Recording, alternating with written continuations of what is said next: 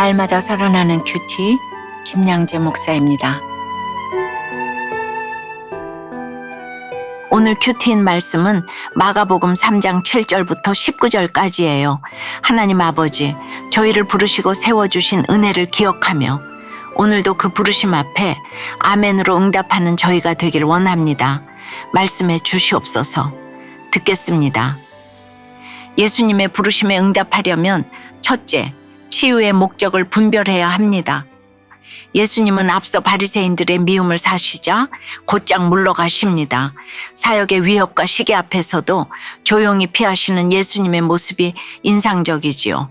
괜한 시기와 질투를 받으면 이를 감당도 하기 전에 그르칠 수 있습니다.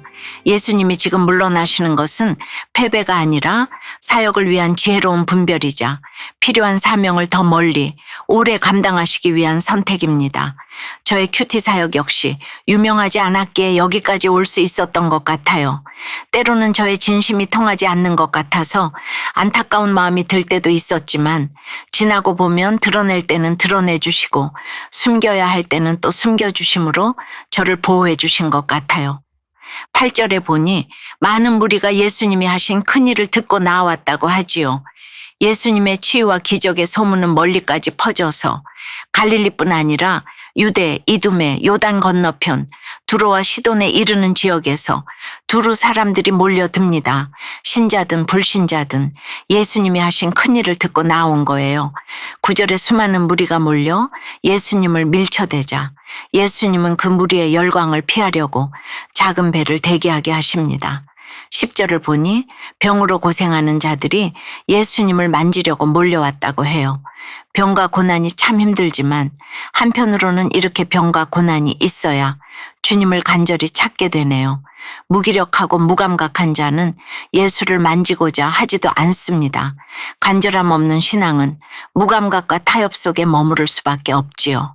11절을 보니 더러운 귀신들도 예수를 보면 당신은 하나님의 아들이니이다 라고 부르짖는다고 해요. 귀신들이 예수님의 정체를 누구보다 정확히 알았다는 것이죠. 그러나 예수님은 그들에게 경고하며 잠잠하라고 하십니다. 겉으로 볼 땐 착하고 훌륭해 보이는 사람이라도 예수님을 믿지 않으면서 자신이 의롭다 여긴다면 그 자체가 더러운 귀신의 모습일 수 있습니다. 게다가 칭찬받는 것처럼 무서운 것이 없어요. 사람들이 나를 칭찬한다고 내가 의인이 되는 것이 아니고 욕한다고 악인이 되는 것도 아니에요. 예수님도 사람들의 칭찬과 인정, 하나님의 아들이라는 고백조차 경계하셨습니다. 왜냐하면 복음은 칭찬과 인기, 감정과 인정이 아니라 십자가를 통해 드러나야 할 진리이기 때문입니다. 여러분은 어떠세요?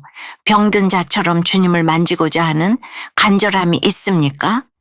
사람의 칭찬보다 하나님의 때를 기다리며 묵묵히 걷는 순종의 자리에 있습니까? 예수님의 부르심에 응답하려면 둘째, 함께하고 보내심을 받아야 합니다. 13절에 또 산에 오르사 자기가 원하는 자들을 부르시니 나아온지라고 해요.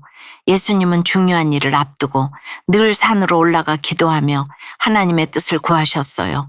제자를 세우시는 일도 단순한 선택이 아닌 기도와 뜻 가운데 부르신 일이었지요. 여기서 중요한 것은 자기가 원하는 자들을 부르시니입니다. 예수님이 쓰시는 제자는 잘나고 유능한 자가 아니라 주님이 원하시는 자입니다. 우리가 제자가 된 것은 우리의 자격이 아니라 하나님의 부르심의 은혜임을 기억해야 해요. 나아온지라라는 표현도 그래요. 부르실 때 아멘으로 응답하여 나아오는 것이 제자의 첫걸음입니다. 14절 15절에 이에 12를 세우셨으니 이는 자기와 함께 있게 하시고 또 보내사 전도도 하며 귀신을 내쫓는 권능도 가지게 하려 하심이로라고 해요. 예수님은 제자들을 함께 있게 하시고 또 보내셨습니다. 제자의 첫 번째 사명은 함께 있음이에요. 예수님과 동행하는 것이 사역보다 먼저입니다. 말씀을 배우고 삶에서 주님을 가까이 하며 주님과의 친밀함 속에 살아가는 것이 제자도의 기초입니다. 그런 후에야 전도하고 귀신을 내쫓는 사명, 곧 말씀을 나누고 영혼을 살리는 사역이 주어지는 것이지요. 예수님은 사명을 맡기기 전에 늘 함께 있게 하셨고 동행 속에서 훈련하셨어요. 우리 역시 예수님과 함께하는 시간과 친밀함이 없이는 그 어떤 사역도 감당할 수 없습니다. 16절에서 19절까지 이 12를 세우셨으니라고 하시며 제자들의 이름을 하나하나 부르십니다. 베드로처럼 다혈질이고 도마처럼 의심 많고 가룟 유다처럼 배신할 자도 다 포함됩니다. 예수님은 이들의 연약함을 모르지 않으셨지만 그럼에도 그들을 부르시고 세우십니다. 이것이 하나님의 구속사이자 주님의 제자 훈련 방식입니다. 제자들은 부끄러울 만큼 평범하거나 부족한 사람들이었어요. 어부도 있고 세리도 있고 과격한 열심당원도 있었지요. 그런데 주님은 그들을 하나로 묶어 복음 공동체, 곧 교회의 기초로 세우셨어요. 결국 중요한 것은 내가 누구고 어떤 사람이냐가 아니라 누가 나를 부르셨느냐입니다. 적용 질문입니다. 주님의 부르심에 지금 어떻게 응답하고 있습니까? 아직 머뭇거리며 내 자리에서 일어서지 못하고 있는 이유는 무엇입니까? 복음의 공동체 안에서 서로의 연약함을 품고 함께 사명을 감당하고 있나요? 자폐증 아들을 돌보며 작은 배로 부르셔서 예배의 기쁨을 누리게 하시고 구별된 가치관을 주신 주님을 찬양하게 되었다는 한 성도님의 큐티인 묵상 간증이에요. 남매 쌍둥이 중 아들이 저산소성 뇌 손상으로 자폐장애 진단을 받았어요. 학벌을 중시하던 환경에서 자란 저는 연민에 빠져 원망하며 괴로워했어요. 교회 소그룹에서 구속사 말씀을 듣고 전공의 시절의 잘못을 회개했지만 고쳐지지 않을 아들을 키우는 수고에 무슨 의미가 있을까라는 허무함은 계속되었지요. 예수님을 만지려 몰려온 사람들처럼 저도 자폐아 치유센터를 찾아가 딸은 남편에게 맡기고 1년 반 동안 아들 치료에만 집중하라는 말을 들었지만 공동체의 권면으로 센터행을 포기하고 아내와 엄마의 자리를 지키기로 했습니다. 엄마의 자리를 지키려 적용하니 장애 여부와 관계없이 모든 아이가 사랑스럽게 느껴졌어요. 아들이 대소변 실수를 하고 자해하여 힘든 순간도 있지만 현재 온 가족이 예배의 기쁨을 누리고 있어요. 고침받기만 바라는 무리 속에서 허무하게 살던 저를 9절과 14절처럼 작은 배로 부르셔서 제자로 양육하시고 세상과 구별된 가치관을 심어주신 하나님께 감사드려요. 저의 적용은 딸의 입시에 관심을 갖고 아이와 대화를 나눌 정도의 입시 지식을 습득하겠습니다. 어린 장애아이를 키우는 이웃집 엄마에게 저의 간증을 전하겠습니다. 입니다. 사랑하는 여러분, 예수님은 완벽한 사람을 찾으시는 게 아니라 연약하고 병든 우리를 찾아와 주시고 그저 아멘하며 나아오는 자를 제자로 세우십니다. 우리의 병과 고난은 때로 우리를 주님 앞으로 밀어주는 통로가 됩니다. 치유만을 목적으로 예수님을 따르던 무리 속에 있던 우리를 주님이 부르십니다. 주님과 함께 있게 하시고 복음 전하는 제자로 부르시고 보내십니다.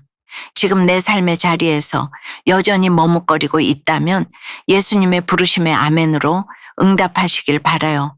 내 안의 허무와 무기력을 넘어 주님과 함께 있음의 은혜를 누리며 보내심 받은 자리에서 영혼 구원의 사명을 감당해가는 저와 여러분이 되길 주님의 이름으로 축원합니다. 기도드립니다. 주님, 저희를 부르셔서 주님과 함께 있게 하신 은혜에 감사드립니다. 주님이 우리의 자격을 보신 것이 아니라 원하셔서 불러주셨다는 이 말씀이 저희에게 큰 위로와 힘이 됩니다. 무리처럼 치유만을 목적으로 따르던 저희를 작은 배에 태우시고 제자로 불러주셨음을 기억하며 예수님과 함께 있는 삶이 가장 귀한 사명임을 알기를 원합니다. 사람의 칭찬이나 인기보다 하나님의 때를 기다리며 묵묵히 순종하는 믿음을 주시길 기도합니다. 여전히 연약하고 의심 많고 부족한 저희를 끝까지 인도하시는 주님의 손을 붙들기를 원합니다. 오늘도 그 부르심 앞에 아멘으로 응답하며 주님과 함께하는 하루, 보내심 따라 순종하며 살아내는 하루가 되도록 인도해 주시옵소서. 예수 그리스도 이름으로 기도드리옵나이다. 아멘. 지금까지 우리들 교회 김양재 목사님이었습니다. 큐티에 도움받기 원하시는 분들은 QTM 홈페이지 qtm.or.kr 또는 유튜브에서 QTM을 검색하시면 도움받을 수 있습니다. 자세한 문의사항은 지역번호 031-705-5360번으로 문의하시기 바랍니다.